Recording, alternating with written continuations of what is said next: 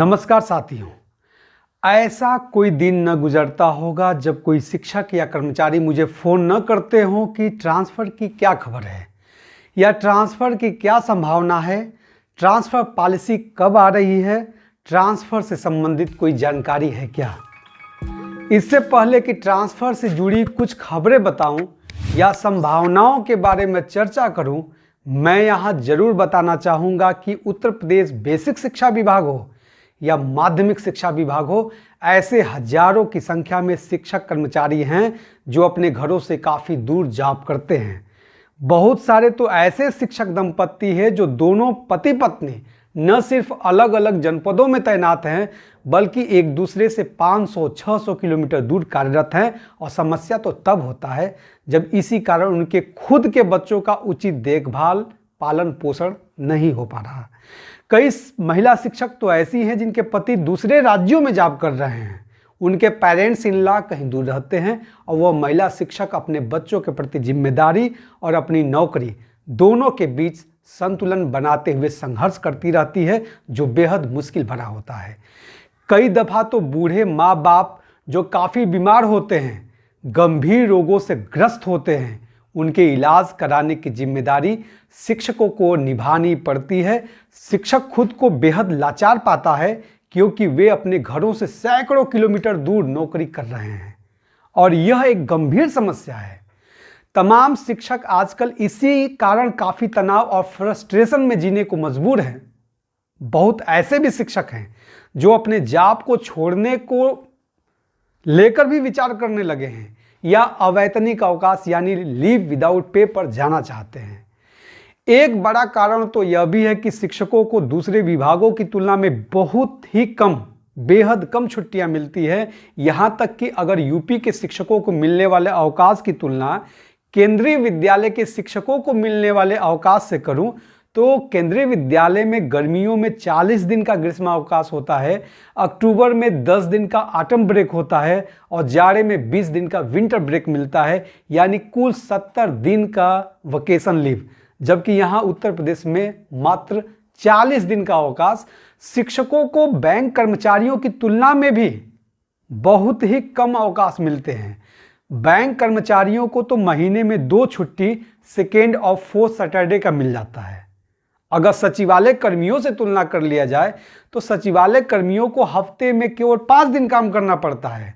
100 से ज़्यादा छुट्टियां केवल शनिवार और रविवार का उन्हें मिल जाता है, जबकि शिक्षकों को मात्र 14 दिन का आकस्मिक अवकाश मिलता है, जिससे वह चाहे तो अपने इलाज कराए या बच्चों का इलाज कराए या पत्नी का इलाज कराए या अपने माँ बाप का इलाज कराए।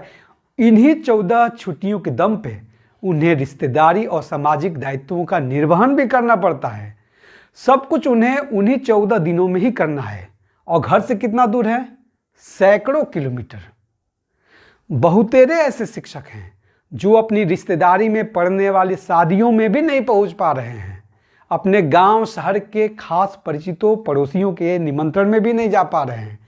मैं यह कहूं कि उनका अपने घर, गांव, समाज, रिश्तेदारियों से दूरियां बढ़ रही हैं, संबंध टूट रहे हैं, अलगाव बढ़ते जा रहे हैं, क्योंकि 14 आकस्मिक छुट्टियों के बल पे सैकड़ों किलोमीटर दूर होने के कारण परिस्थितियों और जिम्मेदारियों में सामंजस्य स्थापित वे नहीं कर पा रहे हैं।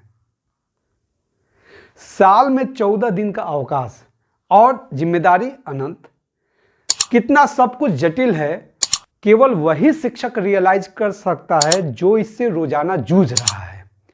यही सब कारण है कि शिक्षक ट्रांसफर लेना चाहता है कि कम से कम वह अपने घर परिवार के बीच में तो रहेगा और ऐसे में वह किसी भी तरह मैनेज करेगा। बेसिक शिक्षा विभाग में पिछला अंतर जनपदीय ट्रांसफर 3 साल बीत चुके हैं, तो वहीं अगर माध्यमिक शिक्षकों की बात करूं तो 2019 से ही ऑफलाइन ट्रांसफर पर रोक लगी है और ऑनलाइन ट्रांसफर कभी हुआ ही नहीं, यानी ट्रांसफर पूरी तरह से बंद है। फिलहाल ट्रांसफर कब होंगे इसका अंदाजा लगाना मुश्किल है, लेकिन शासन ट्रांसफर के बारे में क्या सोच रही है या शासन हमसे क्या अपेक्षा रखती है, उसकी एक बानगी 18 दिसंबर रविवार को नवचयनित राजकीय विद्यालयों के शिक्षकों को नियुक्ति पत्र वितरण समारोह में देखा गया, जहां सूबे के मुखिया ने अपेक्षा किया है कि शिक्षक ट्रांसफर पोस्टिंग के बारे में फिलहाल ज़्यादा ना सोचें। प्रदेश के मुख्यमंत्री योगी आदित्यनाथ ने इस कार्यक्रम में क्या कुछ कहा, आप जरूर सुने। याद करना कि अभी से नियुक्ति की प्रक्रिया के बाद ट्रांसफर पोस्टिंग के चक्कर में मत पड़ना। वे आगे यह भी कहते हैं कि जब लोगों को नौकरी नहीं होती तो वो नौकरी पाना चाहते हैं, और जब नौकरी मिल जाती है तो ट्रांसफ़र के लिए तरह तरह के बहाने लेकर ट्रांसफ़र के लिए दौड़ने लगते हैं। सुनिए क्या कुछ कहा उन्होंने। अभी से आते हैं लोग, पहले नौकरी नहीं मिलती, नौकरी मिलती है तो उस समय तो हर व्यक्ति कहता हम करेंगे, लेकिन बाद में 6 महीने 1 साल के बाद ही तमाम प्रकार के बहाने बनने लगते हैं। आखिर किसी को तो करना होगा। तो आपने सब कुछ सुन ही लिया। ट्रांसफ़र को लेके सब कुछ बहुत आसान नहीं है। जैसे जैसे दिन साल गुजर रहे हैं, ट्रांसफ़र की प्रक्रिया कठिन और कठिन होती जा रही है। स्पष्ट और अस्थायी ट्रांसफ़र पॉलिसी का अभाव है। खासकर अगर तुलना केंद्र सरकार की ट्रांसफ़र पॉलिसी से करूं, तब उम्मीद अभी शेष है। शिक्षक आशा का संचार करता है और वह खुद भी आशान्वित है कि ट्रांसफ़र को लेकर के सरकार कुछ कदम जरूर उठाएगी। कुछ ऐसे फैसले लेने होंगे जिससे वर्किंग कपल्स को राहत मिले, तमाम मुश्किलों से जूझ रहे शिक्षकों की समस्या का हल निकले। ऐसी उम्मीद के साथ आज का सफ़र यहीं तक। आप अपनी राय कमेंट बॉक्स में जरूर रखें। धन्यवाद।